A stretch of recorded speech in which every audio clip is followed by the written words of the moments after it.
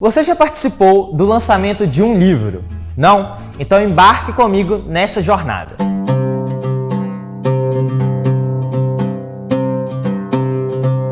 Sejam bem-vindos ao Entre Livros. No programa de hoje, nós vamos visitar o lançamento do 9º volume do livro de crônicas sem data de validade, do professor Eugênio Maria Gomes.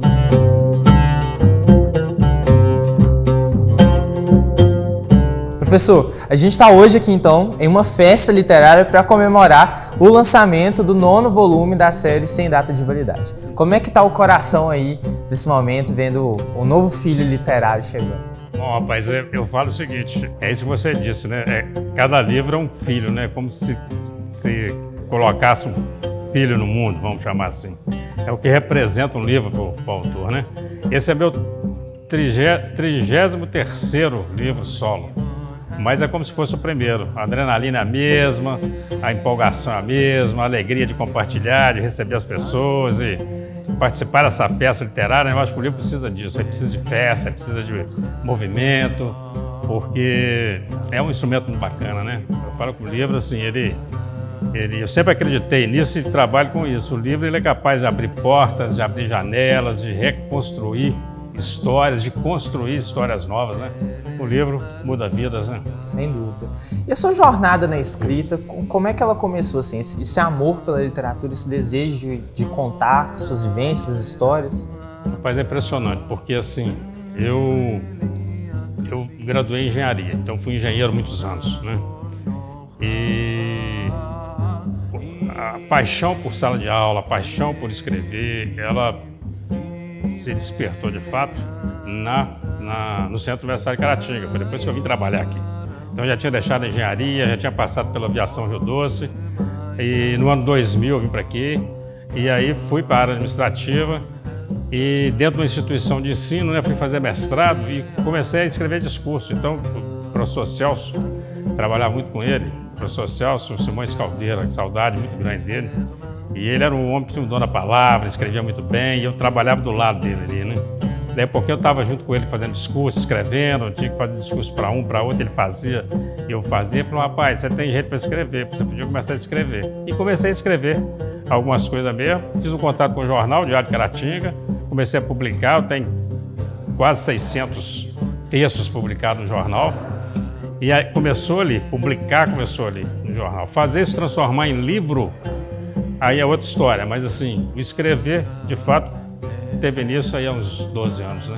22 anos, nós estamos em 2022, 22 anos. E na infância, como era a sua relação com os livros, com a literatura? Sempre foi muito próximo, porque eu tive a sorte, eu falo, é uma bênção divina de uma professora no primeiro ano, que está viva ainda, minha mãe Agripina, a dona Agripina, mãe do Manel Boca, do Flávio Boca, dessa turma toda, da Maria do Carmo. E ela incentivava o aluno à leitura, né? Então, ela era minha primeira professora, me ensinou a ler, e foi minha madrinha de primeira comunhão. E nunca deu para nós o castigo, como castigo, o cantinho da leitura, né? Porque na minha época tinha um professor que fazia isso, queria castigar o menino, vai para o cantinho da leitura. O menino tomava raiva de leitura a vida inteira, né? Com a gente não, o cantinho da leitura era o cantinho do prazer, então sei lá que ela levava para contar as histórias, incentivar a leitura. Então sempre gostei muito de ler, sempre li muito e sempre escrevi muito. Então assim, eu sou do tempo de carta, você escrevia carta para mandar. Então escrevia carta para minha irmã que morava fora, escrevia para meu tio, para meu primo, trocava carta, fazia boas redações. Então assim, a relação foi muito boa graças à minha primeira professora. Eu acho que a primeira professora ela é fundamental na vida, na caminhada literária de alguém, sabe? Na minha foi boa, graças a Deus. O senhor se lembra de algum autor específico ali, do início da sua caminhada de leitor, que te marcou muito? Eu li né, quando era pequeno, muito gibi, né? Muita revista, li muito Turma da Mônica. Eu li muito Sítio Pica-Pau Amarelo com Monteiro Lobato. É o primeiro que a gente teve contato com ele, né? E que naquele momento trazia pra gente uma mensagem que ela era aceita do jeito que ela chegava, né? E hoje tem muitos sinões, né? Por conta da questão até do racismo mesmo, dessa relação hierárquica aí entre classes, né? Tem essa discussão toda, mas naquela época para nós era algo mais ou menos normal e as histórias dele eram histórias que nos encantavam, né? Agora, eu era família pobre, pai muito pobre, mãe muito pobre, 8 irmãos, então assim, livro a gente não comprava. Então o livro que eu tinha acesso é o livro que a escola oferecia na biblioteca dela, né? Então assim, é aquele livro que a professora levava para dentro de sala de aula. Então você não tive essa opção que eu dou hoje para os meus netos, né? Que dei para minhas filhas, de adquirirem livros, de comprar livro para ela, de vários autores que a gente tem hoje, infelizmente não tínhamos naquela época, mas gostava de ler, lia muito. No segundo bloco, a nossa conversa vai continuar. O intervalo é rápido. Continue de olho na UNEC TV e no Super Canal.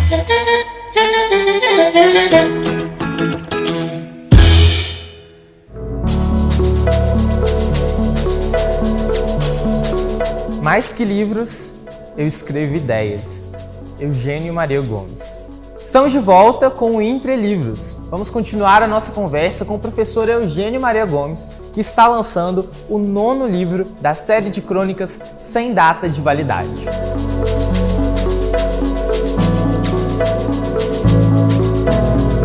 Professor, eu vejo, assim, na sua obra como um todo, uma relação forte, assim, da sua vida, suas vivências com a família. Como é que é trazer isso para a literatura, para dentro de um livro? Rapaz, é interessante a questão que você apresenta, porque eu tenho uma experiência de vida muito boa, sabe? Muito boa. Então, assim, esse livro, inclusive, eu faço a abertura dele já falando do tempo que eu vendia pastel, quer dizer, com 9 anos eu estava vendendo pastel e eu tinha uma pessoa que comprava de mim e aí quando inaugura uma biblioteca com meu nome, essa pessoa está lá também, então eu achei isso fantástico, quer dizer, o cara que comprava pastel de mim está lá agora olhando um memorial com meu nome. Então, assim, eu tive essa oportunidade de ter essa experiência muito rica, né, até pela dificuldade, porque a dificuldade traz isso para a gente, né? Então, assim, uma criação muito difícil. Minha mãe, ela teve o primeiro filho com 15 anos, o último ela não tinha 24, então assim, você vê que são 9 anos, 8 meninos, é um por ano, né? É uma loucura isso. E a casa cheia de gente, eu dormia eu mais 5 irmãos no quarto, então 6 pessoas em cama, beliche, cama de campanha. Isso tudo te dá a oportunidade de ter uma experiência. Todo mundo tem experiência, mas essa é uma experiência peculiar, né? Uma casa cheia de gente, dividindo pão, entendeu? Então, assim, com um pai muito rígido, mãe também muito carinhosa, mas também rígida, e todo mundo trabalhando para ajudar, então não teve moleza na minha casa, né? Morando no bairro Limoeiro, que estava começando, então assim, eu trago muita experiência disso, no bairro que nasceu, quer dizer, quando nós mudamos para Caratinga, tinha uma grande fazenda ali e umas 3 ou 4 casas no lugar. Então a minha casa foi uma das primeiras no início da Ana Pena de Faria. Então você tinha um brejo, né? Você jogava bola na rua, você tinha vagalume, você tinha essa questão toda. Isso tudo a experiência vai trazendo. Eu aprendi com isso. Eu sempre procurei tirar o melhor da vida. De tudo que acontece comigo, eu procurei tirar o melhor. E faço assim até hoje. Então eu olho hoje, por exemplo, no trânsito, eu estou agarrado no trânsito, está todo mundo xingando, buzinando, brigando, e eu estou ali escrevendo uma crônica na hora, em função daquele trânsito que está acontecendo comigo. Acho que é por isso que eu tenho essa facilidade de escrever sobre o cotidiano, sempre na tentativa de tirar o melhor daquilo ali. Porque a crônica tem esse grande objetivo, né? Eu cuido disso, quer dizer, não é uma narrativa pura e simples, né? Às vezes você faz ela com humor, às vezes você faz ela com um pouco de muita seriedade ou rigidez, mas sempre no sentido de trazer uma reflexão qualquer, né? E a minha vida sempre foi assim, eu sempre procurei tirar o melhor, refletir, ver o que eu posso tirar de melhor aqui. Eu tenho uma memória horrível para coisa ruim, para coisa ruim que já fizeram comigo, não guardo mágoa, não tenho nada disso, porque eu aprendi pela vida que era melhor guardar só lembranças boas, né? E é isso que eu jogo na minha obra, esse dia a dia, essa experiência de vida toda que eu tenho, mais do que eu vejo todo dia. Eu acho isso muito bonito, assim, o seu jeito de ver a vida, o seu jeito de levar a literatura. E, na minha compreensão, assim como o livro, que se chama Sem Data de Validade, a sua vida, a sua existência também é sem data de validade. É algo que vai ficar aí para nossa memória. A gente nem vive para isso, né? Mas eu ficaria feliz se eu estiver deixando um legado aí para meus filhos, meus netos, meus amigos, meus leitores, as pessoas que me acompanham, que me leem, né? Nesse sentido mesmo, porque a vida ela é muito curta, ela passa muito rápida e o que sobra a gente aqui é de fato o que você deixou de conhecimento, de aprendizado, de experiência, né?